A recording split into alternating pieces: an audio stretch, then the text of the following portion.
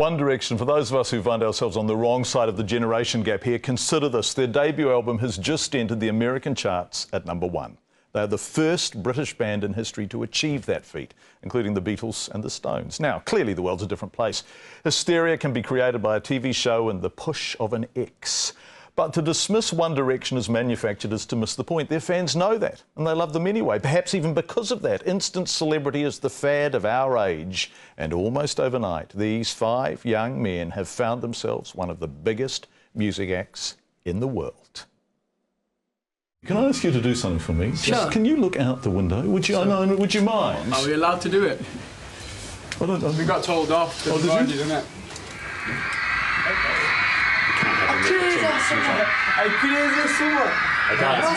Sorry, I'm going to come in. They're very well behaved. Are they? Yeah. So that's good orderly conduct, isn't it? Good orderly conduct, yeah. How does that not, at some level, mess you up? You kind of enjoy it a little bit. It's great, you know. The fans like to get out and you know, show they're supportive, and that's what we love. And we love about our fans.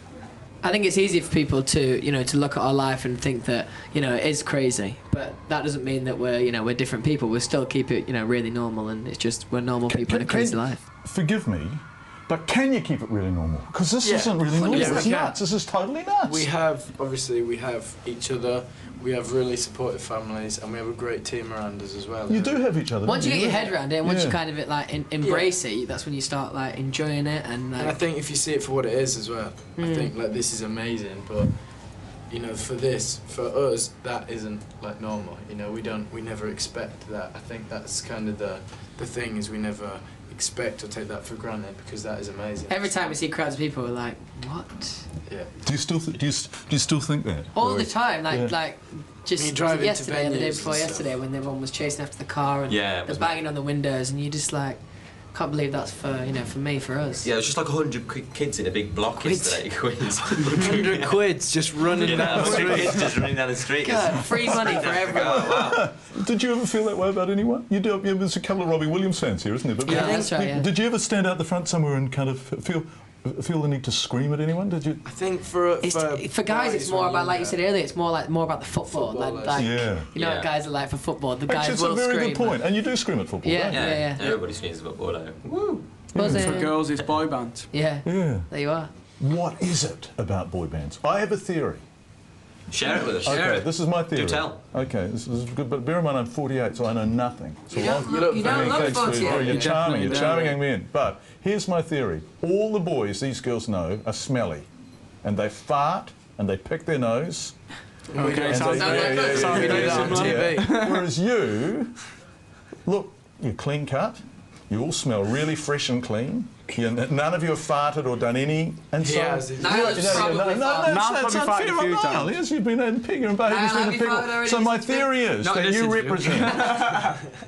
represent a benign and idealised masculinity, unlike what they have to deal with in their real lives. That is actually quite opposite to what we're trying to achieve, really. We're just trying to be the kind of kids that would be in your class, because that's what people can relate to. So when you were 12 or 13, what did you want to be when you grew up? I wanted to be a footballer, probably. And You used to grow up first. Footballer or a singer. Yeah. And Liam? I wanted to be a fireman. Did you? Yeah. And Zane? I wanted to be a teacher. And Louis? I want to be a criminal.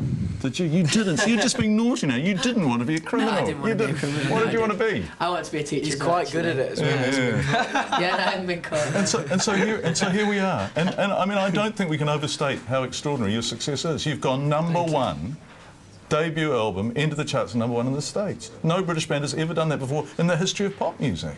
Insane when you put it. Yeah, it's mad. We don't actually. Now. It's really strange. Like we never expected to be in this position at all. I think, you know, we just went away and worked hard and made an album that we were proud of, and we hope people enjoyed. And then it's turned out to be this, you know, thing. So it's crazy. That's actually the thing. It is moments like this, because so much happens, you know, in such a short space of time, and we kind of just go with it. You don't really take in everything that's going on, and it's moments like just then when you actually put it to us in words like that, and you actually think about it, that it really does hit you. You know how we all have wild dreams as kids? We all do. New Zealand kids, lots want to be All Blacks, for example. Yeah.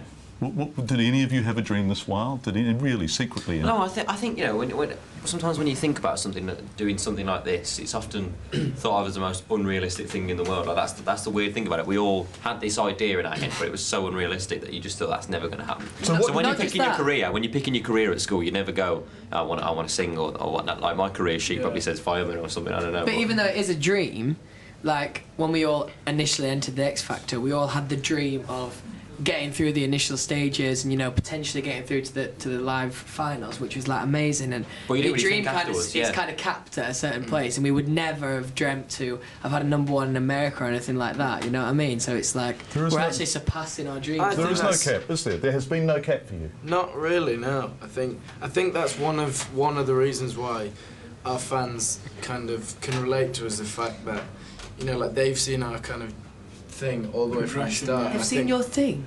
Yeah, and I think like kids, like the reason why they like athletes and stuff is because they see them like following their dreams. And I think when they look at us, they've seen us go through this thing that they can imagine doing, and we're actually doing it, and we're just like them.